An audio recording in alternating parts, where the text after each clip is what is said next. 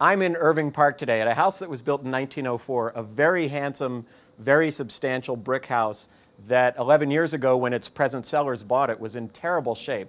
One of the things they told me is all this beautiful brick, the nice striped brick, all the grout had gone black, the brick was looking horrible. These capitals, you could barely see, they were so black.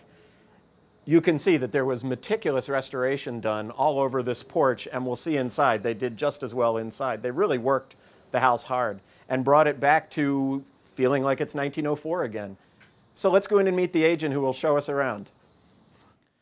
And waiting for me here in the kitchen is Ron Goldstein, the agent who's selling this house. How are you, Ron? Dennis? Great, thanks for having me in. You brought me to the back of the house because this kitchen feels almost like the antithesis of the front porch in a way. It's all new. The front porch says this house is very old. The kitchen says it's all brand new. Correct. It's actually, the artist is Christopher Peacock, and he inspired the design that my sellers did for this kitchen. They kept the original stove, and then they designed everything around that.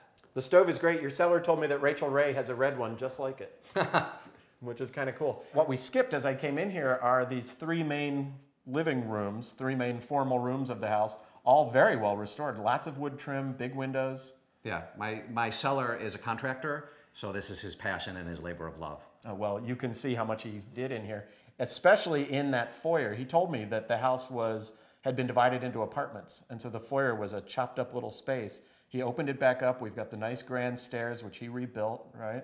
And then we get up to the second floor where are there three bedrooms? Three bedrooms upstairs and then another bedroom on the top floor. And those three bedrooms, there's something interesting about it. You were telling me we can move them around quite a bit. Oh, all the walls are non-load bearing in the interior, so you can play with whatever dimensions you'd like. Oh, that's for great. your rooms.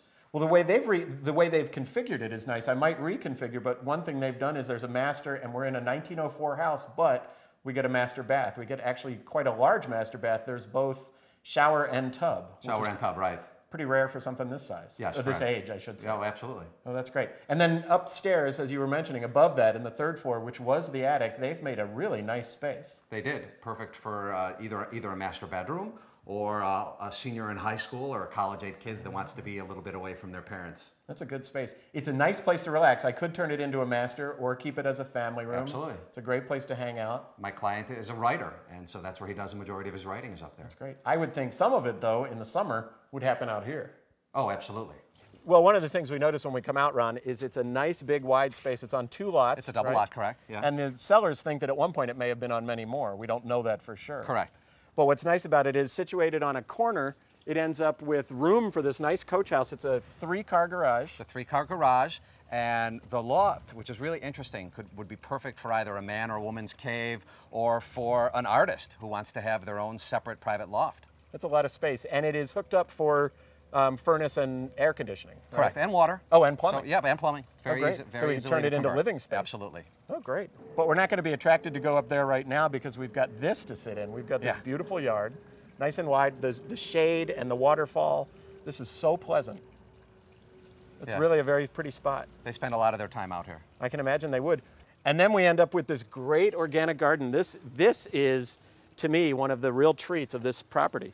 Well, one of the newest trends is the food to table trend, and they truly embodied that in this place. As you can see, they have eggplant going on, they have some arugula, they have all sorts of tomatoes and cabbages over there.